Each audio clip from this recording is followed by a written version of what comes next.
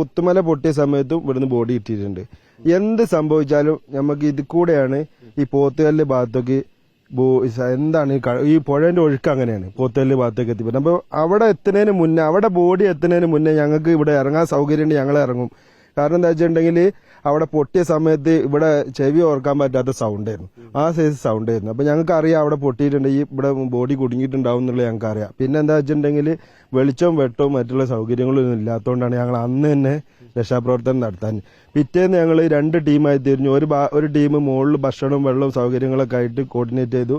ബാക്കി ഞങ്ങൾ 20 അംഗ ആൾക്കാരെ ഞങ്ങൾ താഴേക്കും പറഞ്ഞയച്ചു. ഇപ്പൊ ഈ തുരുത്തുകളിലൊക്കെ ആ ഭാഗത്തൊക്കെ മൃതദേഹങ്ങൾ കുടുങ്ങിക്കിടക്കുന്നുണ്ട് നിങ്ങൾ സംശയിക്കുന്നുണ്ട്? കാരണം എന്താ ഉണ്ട്, തീർച്ചയായിട്ടും സംശയിക്കും. കാരണം എന്താ വെച്ചിട്ടുണ്ടെങ്കിൽ അവിടുന്ന് മുതൽ പൊട്ടി വന്നിട്ടുള്ള എല്ലാ വേസ്റ്റും അടിഞ്ഞുകൂടി ഇതിന്റെ കുഴി പോയിട്ടുള്ള സ്ഥലങ്ങളിലാണ്. വെള്ളം അങ്ങോട്ട് ചെതിരി ഒഴുകിയ സമയത്ത് ഫോറസ്റ്റിലെ നിരന്ന ഭാഗത്തേക്ക് ഈ വെള്ളവും ചളിയും മൃതദേഹങ്ങളും മരങ്ങളും അങ്ങോട്ട് അടിഞ്ഞിട്ടുണ്ട്.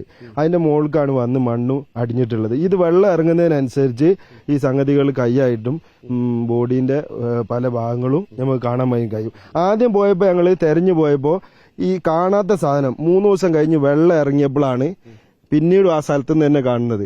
ആദ്യം കാണാത്ത സാധനം പിന്നീട് വെള്ളം ഇറങ്ങിയപ്പോൾ സ്ഥലത്ത് കാണുന്നുണ്ട്. അതേമാതിരി ഇനിയും വെള്ളം ഇറങ്ങിയാൽ ഇനിയും കിട്ടും. പിന്നെ അത്യാവശ്യം ഒന്ന് എന്തെങ്കിലും ഉപകരണങ്ങൾ വെച്ച് തരുന്നാൽ ഇനിയും കിട്ടും.